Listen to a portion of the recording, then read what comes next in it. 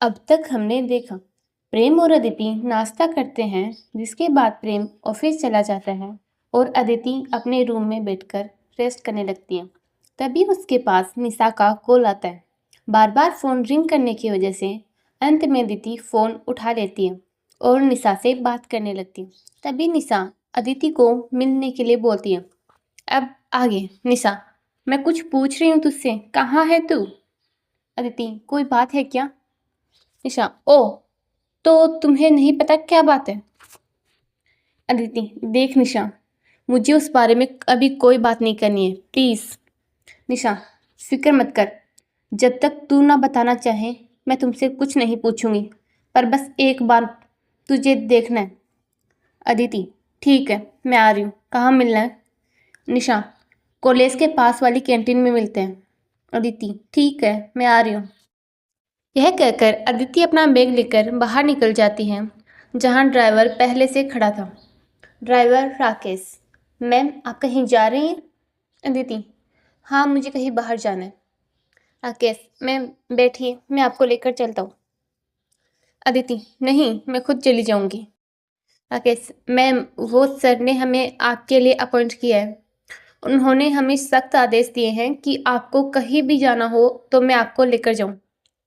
अदिति उससे कुछ नहीं कहती और जाकर गाड़ी में बैठ जाती है, क्योंकि वो जानती थी कि वो उसे कितना भी मना कर ले उसका कोई फ़ायदा नहीं होगा। वही अदिति देखती है कि उनकी कार के पीछे उन्हीं की एक और कार आ रही है, जिस पर राकेश उसे बताता है कि वो उनके सिक्योरिटी गार्ड हैं, जिनका काम आपको हर वक्त प्रोटेक्ट करना है। इस पर अदिति कुछ नहीं कहती और एकटक खिड़की के बाहर देखने लगती। वहीं दूसरी तरफ प्रेम अब तक ऑफिस पहुंच चुका था। वह अपनी ऑफिस की तरफ जा रहा था, लेकिन उसके दिमाग में बार बार किसी का ख्याल आ रहा था। तभी वो सामने से आ रहे देव से टकरा जाता है। देव, आप ठीक है सर? प्रेम, मैं ठीक हूँ। जिस प्रोजेक्ट पर हम लास्ट टाइम काम कर रहे थे वो लेकर आओ, और जितनी भी नई डिज़ाइन है वो भी लेकर आओ अभी। देव, ओके सर। कहते हैं लोग शादी के बाद बदल जाते हैं, लेकिन इस पर तो कोई असर नहीं है। अपने मन में यही सब सोचता हुआ देव वहाँ से चला जाता है। देव ने अभी अभी जो डिज़ाइन प्रेम को दी थी उन्हें देख रहा था, लेकिन न जाने क्यों वह उन सभी ड्रेसेस में अदिति को इमेजिन करके देख रहा था। प्रेम कुछ डिज़ाइन देव को देते हुए, एक काम करो, पहले इन्हें सैंपल के लिए भेज दो। देव, ओके सर, यह कहकर वहाँ से जाने लगता है। प्रेम, सुनो। देव जी, कहिए सर। प्रेम, एक काम करो, इन सब ड्रेसेस की एक पीस घर पर पहुँचा देना। देव प्रेम को परेशान करने की कोशिश करते हैं। घर पर?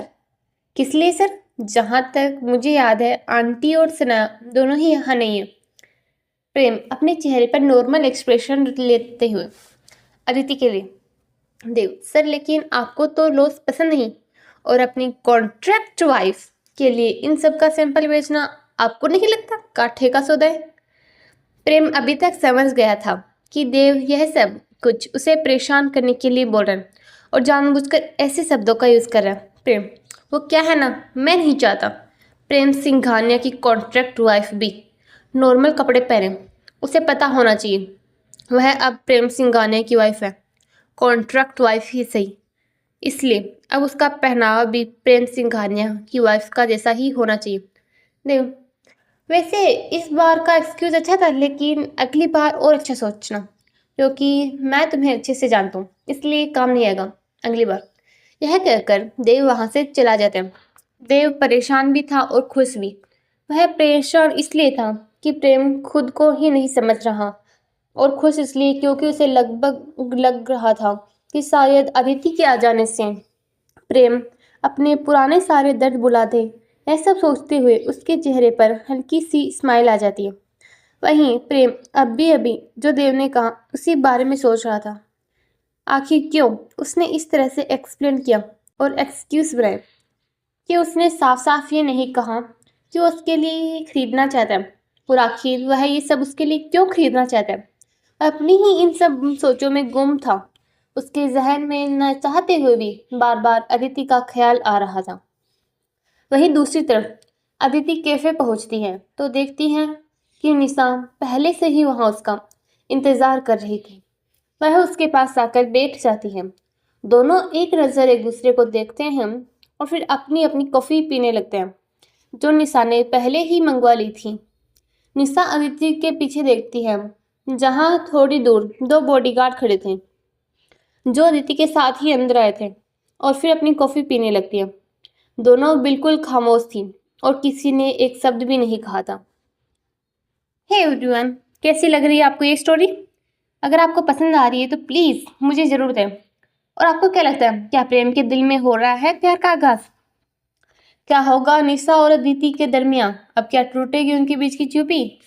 क्या अदिति बताने वाली है निशा को अपनी शादी का सच? जानने के लिए बने रहे हमारी कहानी के साथ। तो मिलते हैं जल्द ही। Bye bye.